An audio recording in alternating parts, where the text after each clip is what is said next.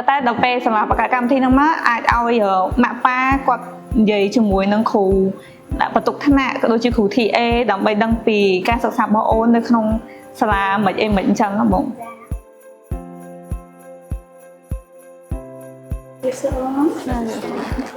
ខ្ញុំឈ្មោះរស្មីឧត្តមខ្ញុំឈ្មោះគីមេលីកូន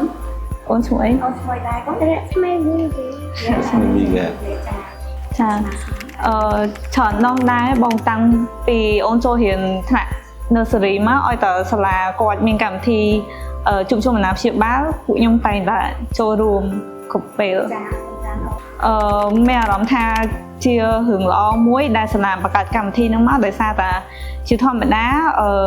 ម៉ាក់ប៉ាអត់ដឹងពីការសិក្សារបស់អូននៅសាលាមិនទេទោះបីជាមានពេលថាមាន homework មានអីនៅផ្ទះដែរអញ្ចឹងណាប៉ុន្តែដល់ពេលសាលាបង្កើតកម្មវិធីហ្នឹងមកអាចឲ្យម៉ាក់ប៉ាគាត់និយាយជាមួយនឹងគ្រូដាក់បន្ទុកថ្នាក់ក៏ដូចជាគ្រូ TA ដើម្បីដឹងពីការសិក្សារបស់អូននៅក្នុងសាលាមិនអីមិនអញ្ចឹងហ៎បង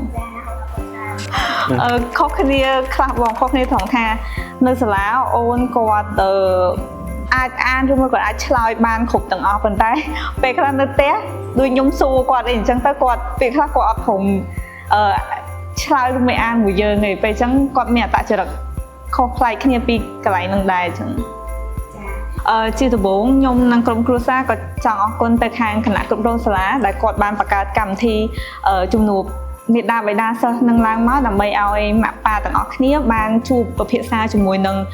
អ្នកគ្រូលោកគ្រូបន្ទុកថ្នាក់ហើយចង់ផ្ដាំផ្ញើទៅអាណាព្យាបាលសិស្សដទៃទៀតដែលគាត់កំពុងតែស្វែងរកសាលាឲ្យកូនបានចូលរៀនគាត់អាចជ្រើសរើសសាលា Golden Gate American School នេះបានដោយសារតែសាលាមានការបង្ហាត់បង្រៀនល្អបរិស្ថានល្អហើយក៏មានវិន័យល្អចំពោះកូនសិស្សហើយក៏មានការយកចិត្តទុកដាក់ចំពោះកូនសិស្សដូចជាការផ្ដល់ព័ត៌មានទៅអាណាព្យាបាលជារៀងរាល់ថ្ងៃដូចគ្នាបាទជំរាបសួរបាទខ្ញុំឈ្មោះ David Nicole បាទខ្ញុំដាក់បានក្មួយចូលប្រហែល2នាក់ឯនៅសាលា Golden Gate ណាគេតាំងពី2019ជាការថតលើភ័ក្រខ្ញុំដែលធ្លាប់រៀននៅនឹងថាសាលាល្អ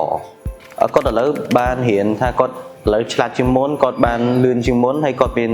សុជីវធម៌ច្រើនជាងមុនដែរព្រោះសាលារៀនគាត់ធ្វើបានច្រើនជាងមុនណាបាទអរគុណបាទ